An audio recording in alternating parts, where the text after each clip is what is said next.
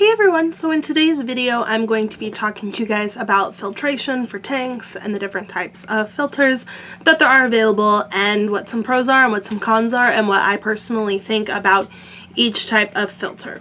Now quickly before we get into this, as I said, I'm going to be telling you guys my opinion of each type of filter. So this is based off of some research and things that other people, from Instagram that I've seen and everyone else.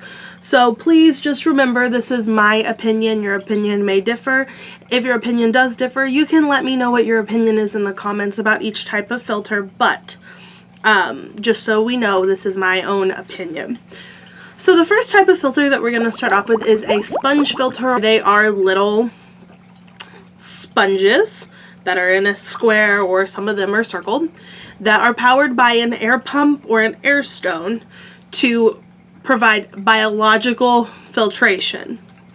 Now these are good because they do offer the biological filtration. They're really good for people who are breeding and need just something that's not gonna do anything crazy, that's very gentle on the baby fry. But personally, I don't see it as an actual way to filter a tank, mostly because it only does biological filtration. There's no mechanical or chemical filtration in it, so it's not really, in my opinion, as convenient to use on a tank. So going off of the traditional sponge filter, if you're wanting something that is more aesthetically pleasing, I would not pick that. And if you're trying to actually filter a tank that has fish that are not baby fish, I don't really recommend it. The next filter that we have is the under gravel filter. Now, I have heard so many different things about under gravel filters. I will just get this out of the way right now. I do not like under gravel filters. I think they're pointless, but I'm gonna go ahead and I'm gonna tell you guys about them anyway, mostly so that you guys have the knowledge about under gravel filters. Literally what they sound like. They are filters that sit down underneath of the gravel. Now, they're usually sold in fish aquarium kits for smaller aquariums because, as this website says, they're inexpensive and relatively maintenance free.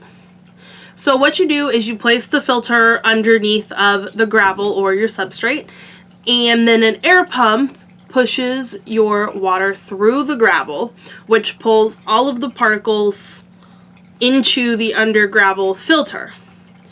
Now, the con to this is that they do clog. You obviously still have to vacuum your gravel because that can cause the clogging. This website recommends them for beginning people who don't want to replace filtration components.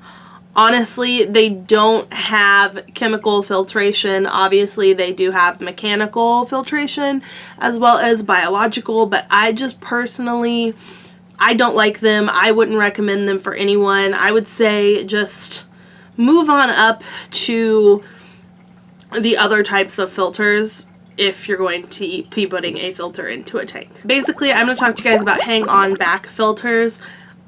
Filters. I have hang-on back filters for my goldfish tank, the Betta tank that's here, and I believe you can technically consider actually all of them that I have a version of a hang-on back filter. Now, the first hang-on back filter that I have, that I will put a picture of in this video somewhere, it's okay.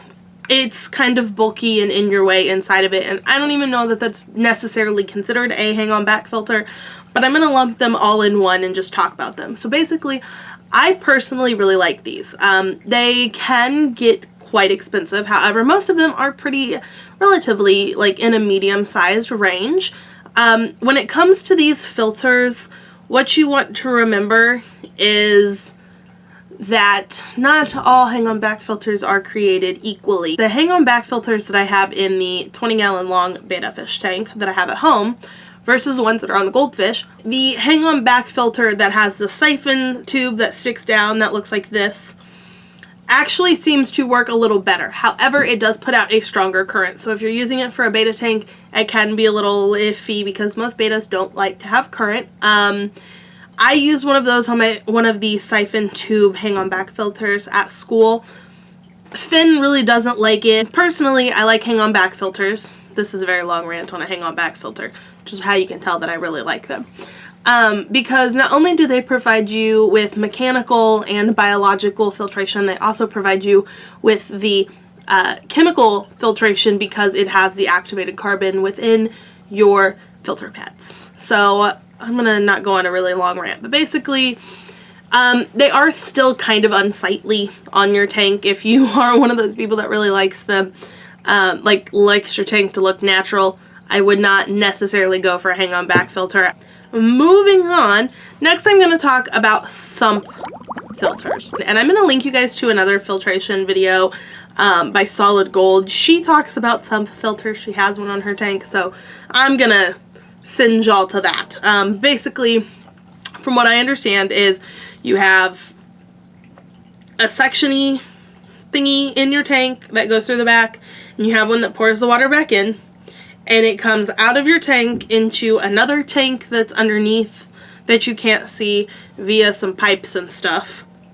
And then there's like a way that it trickles down into the filter media, and then it's pumped back out. Like I said, I don't really know.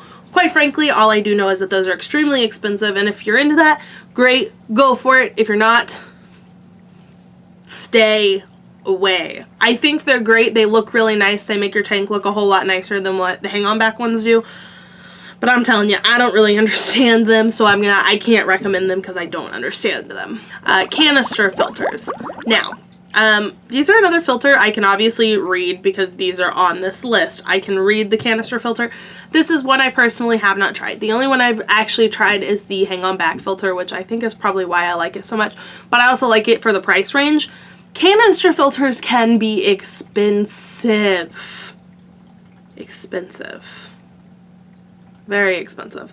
Like, I've seen canister filters that are $100. So just be aware of that. So I'm going to read to you what this thing says about canister filters since I really don't know much. Canister filters are good for larger tanks because they can quickly filter large amounts of water, and they offer mechanical, biological, and chemical filtration. They also are placed underneath of your aquarium, so you don't have to see them, which this makes them about the same, you know, concept as a sump, just a little less expensive. And then, so this is what it says. The canister filter uses a tube to suck water from the tank into the canister, where it goes through several layers of mechanical filtration. Then it goes through chemical and biological filters before the water is pushed back into the tank. Canisters require more maintenance than other filters, and they are more expensive than other units. However, if you have a larger tank or you're trying to achieve a completely natural look in your tank, this filtration system is probably right for you. And that's like the whole last part, exactly what it says on this website. So basically, it's a less expensive way to do a sump filter. It's really good. I know a lot of people that use them for goldfish tanks because they can filter such large quantities of water at one time. Those do work well for goldfish. But if you don't have the money to spend on a canister filter, you can just get multiple hang-on-back filters or a hang-on-back filter that is for a much bigger gallonage than your tank, and it'll filter a goldfish tank fine. So that is my video on filtration for you guys. This is just a different types of filtration.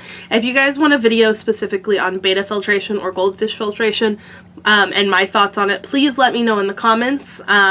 Also, please let me know in the comments any kind of videos that you guys would like to see.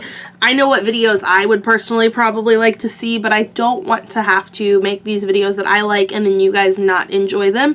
Especially because although I do love showing you guys my fish, I'm not always at home, so I can't always do that. And I do want these videos to be like information packed for you guys. So with that being said, if you liked this video, please give it a thumbs up, and if you would like to subscribe, you can go ahead and hit the subscribe button down below. I don't really have too much of a schedule yet, but I will be posting hopefully once a week or every other week, probably on Tuesdays. So thank you guys so much for watching, and I will see you guys all in my next video. Bye!